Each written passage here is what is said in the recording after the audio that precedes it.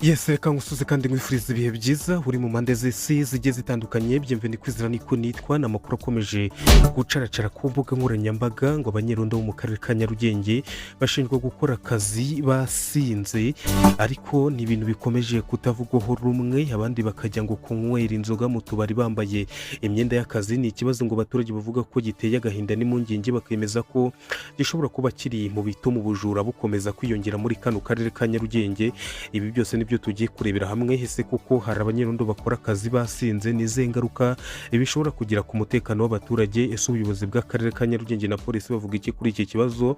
Ese nize ngamba zigiye gufatwa vuba na bwangu? Reka twinjire muri iyi nkuru kuko abaturage baganire n'ibinyamakuru byari bihari buri kano karere ka Nyarugenge, bavuga ko bamaze igihe babona imyitwarire idakwiye kurangwa abanyerondo cyangwa se bashinzwe umutekano, bakemeza ko hari abajya mu tubari bakanywa inzoga bambaye imyenda y'akazi, abandi bakagaragara basinze mu gihe baba bari mu nshingano zo gucunga umutekano. Urumva ko ni ibintu biteye agahinda n'impungenge.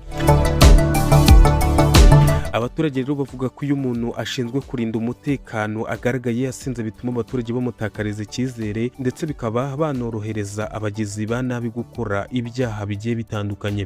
Bakavuga kandi ko batigeze babona abapolisi cyangwa se abasirikari bajya kunywera inzoga mu tubari bambaye imyenda y'akazi, bityo bakibaza impamvu bamwe mu banyerondo babikora kandi nabo bafite inshingano zo kurinda umutekano. Abaturage rero bavuga ko iki kibazo cy'ubusinzi cy'abanyerondo kivugwa cyane cyane mu mirenge ya Muhima, Gitega, Kimisagara, Nyakabanda, ariko nanone ntabwo twakwibagirwa Nyamirambo ndetse n'umurenge wa Kigali. Karangwa Paul utuye mu murenge wa Gitega yavuze ko biteye agahinda n'isoni ndetse n'ikimwaro kubona umuntu ushinzwe kurinda umutekano ari we wasinze, ahubwo nawe agomba gucungirwa umutekano. Urumva ko ngo ni ibintu biteye akababaro n'agahinda, aho yagize ati ni gute umuntu yakora akazi yasinze akavuga ko acunze umutekano mwakabyaramo?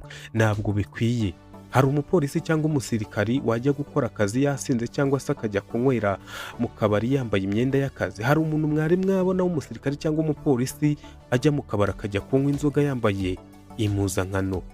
Ibyo bintu ntabwo bibaho. Ibi bintu abanyerondo bazanye ni bwoko ki? Undi muturage witwa Byugusenge Kevin wo mu murenge wa Muhima yavuze ko hari abanyerondo bamwe na bamwe bagendana inzoga zizwi nk'ibyuma mu mifuka yabo, cyane cyane mu masaha ya nijoro, aho yavuze ko hari abaturage bagenda bakubitana nabo nijoro bari kunywa inzoga cyangwa se bagenda badandabirana kandi bagomba kuba bari ku burinzi. Bakagaragaza ko rero iyo bimeze bityo abaturage bibaza niba koko umutekano uba ucunzwe neza uko bikwiye. Ibi birego rero byatumye ibinyamakuru bigiye bitandukanye byegera ubuyobozi bw'Akarere ka Nyarugenge bibaza icyo buri gukora kuri iki kibazo ngo gikemuke. Ibinyamakuru byari bihari bigiye bitandukanye byagerageje kuvugisha umuvugizi w'umujyi wa Kigali Claudine Nirenganya kugira ngo hagira icyo avuga kuri iki kibazo ndetse n'ingamba zihari, ariko ntiyabashije kuboneka ngo asubize iki kibazo. Ku ruhande rero rwa Polisi y'u Rwanda, umuvugizi wa Polisi mu mujyi wa Kigali CP Gahonzire Werarisi yavuze ko nta muntu wemereye kunywa inzoga ari mu kazi harimo n'abanyerondo, aho yagize ati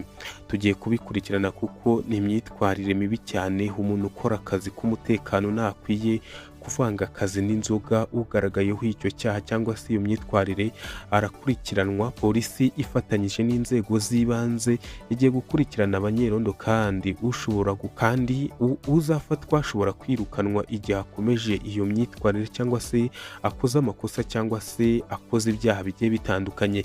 Yakomeje ashimangira ko imyitwarire yo gukora akazi k'umutekano umuntu yasinze itemewe na gatoya, kandi ko Polisi igiye gukomeza gukorana n'inzego z'ibanze kugira ngo iki kibazo gikemuke vuba na bwangu. Ni ikibazo gisaba ubufatanye bw'impande zombi zose, kuko umutekano w'abaturage ushingira mu kuba bawushinzwe bakora inshingano zabo bafite ubushobozi bwuzuye, bakubahiriza amategeko ndetse n'indangagaciro z'akazi. Icyitonderwa ni uko ibi birego byatangajwe n'abaturage baganire n'ibinyamakuru byari bihari, inzego zibishinzwe zatangaje ko zigiye kubikurikirana, bityo rero iperereza n'igenzura nibyo bizagaragaza ukuri kuri ibi birego biri kuvugwa. Muratekereza iki kuri ibi birego bivugwa mu banyerondo? Ese mubona hari icyakorwa kugira ngo iyi myitwarire icike burundu? Handika igitekerezo cyawe mu gice cy'ibitekerezo.